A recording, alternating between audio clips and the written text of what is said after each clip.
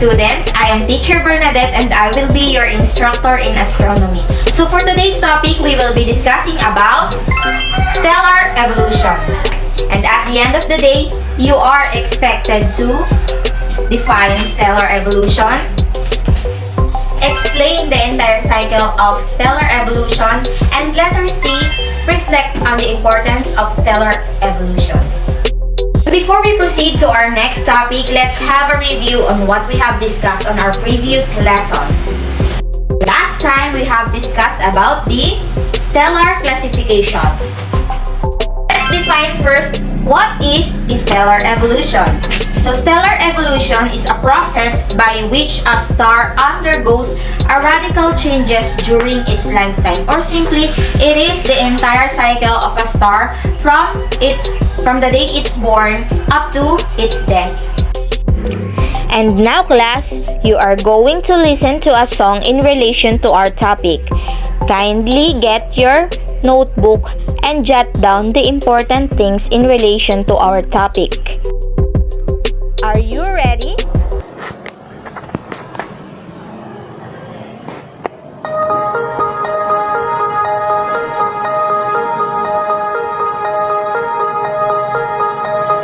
Watching in the night, stellar nucleosynthesis, evolution of those stars and how it changed, interstellar gas and dust called nebulas.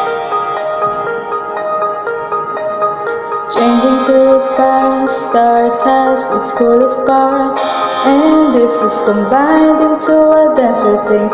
80 nebulas combined will form protostar.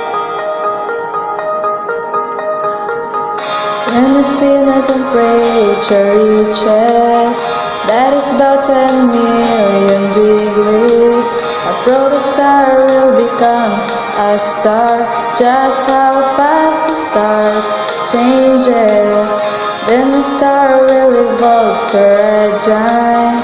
When the fuel gas begins to run out, and its diameter is bigger than the sun's shape, stars will always change and will break.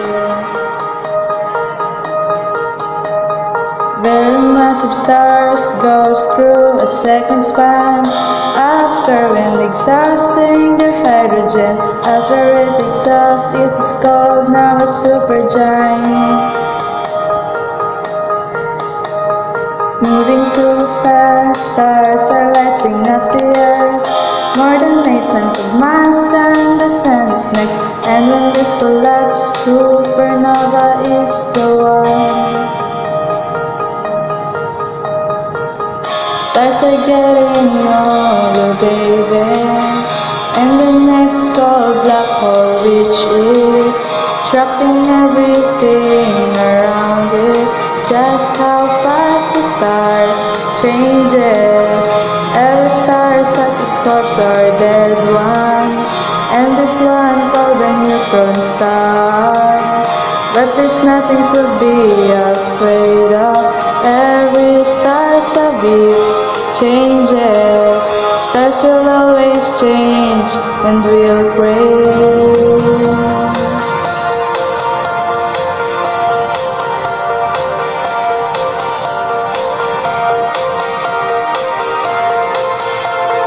Watching in the night, stellar nucleosynthesis, evolution of those stars and how it changed. 6 to 8 times mass is planetary nebulas. Stars are getting older, baby, then the smallest star called white dwarf releases all of its dark energy. Just how fast the stars changes, goes up to become a black dwarf. Those are the 11 stages. Evolution of those stars finish, every star's a bit changes. Stars will always change, baby. Stars will always change, baby. Stars will always change and will break. And for further information, kindly watch this video.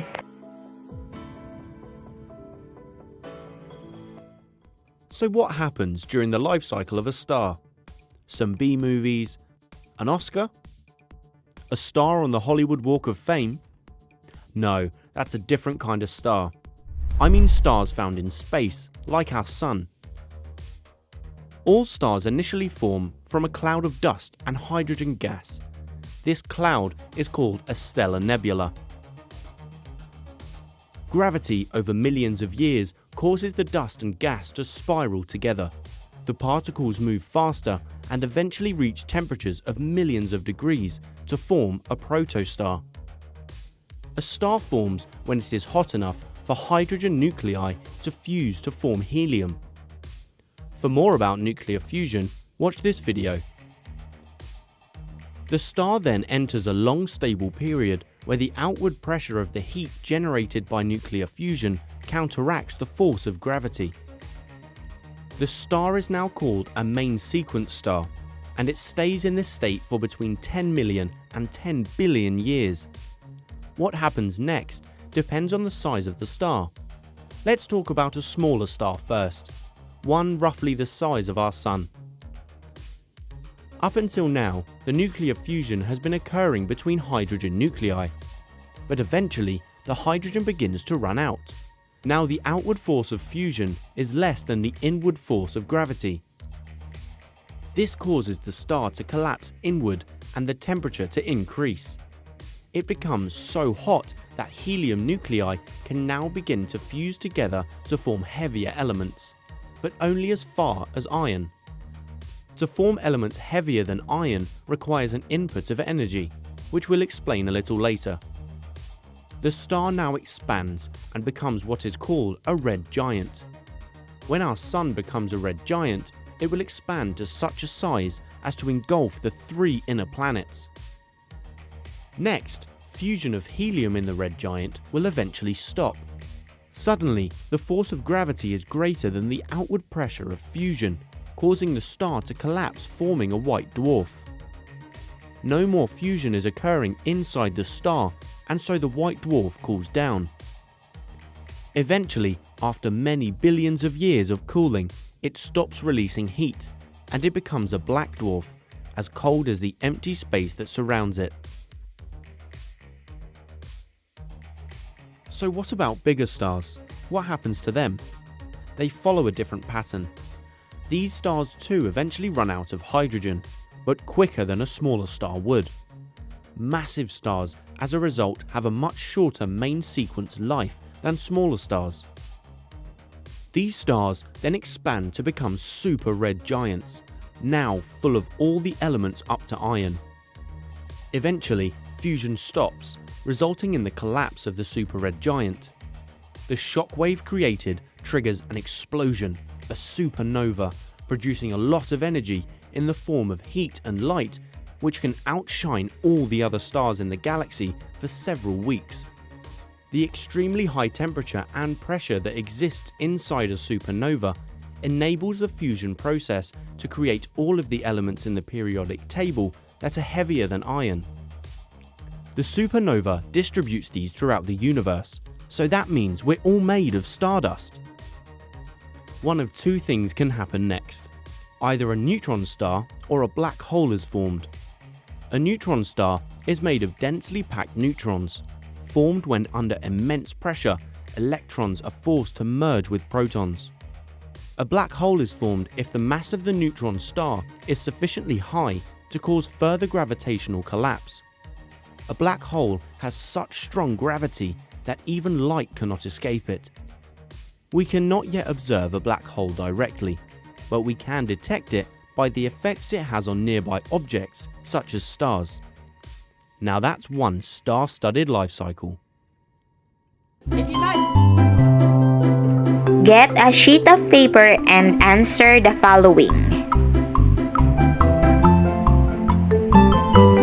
Number 1. Black are made up of dust, basic elements such as hydrogen and other ionized gases in space. A. Nebula. B. Protostar. C. Main sequence. D. Black hole. If your answer is nebula, then you're right. Number 2. Blank is the force that causes nebula to collapse and form a protostar. Letter A. Air force. B. Gravitational force. C. Nuclear fusion. D. None. If your answer is gravitational force, then you're right. Number 3. Blank. It is the stage in stellar evolution wherein the star can produce own light and heat. Letter A. Protostar. B. Main sequence. C. Supergiant. D. All of the above. If your answer is letter B, which is main sequence, then you're right.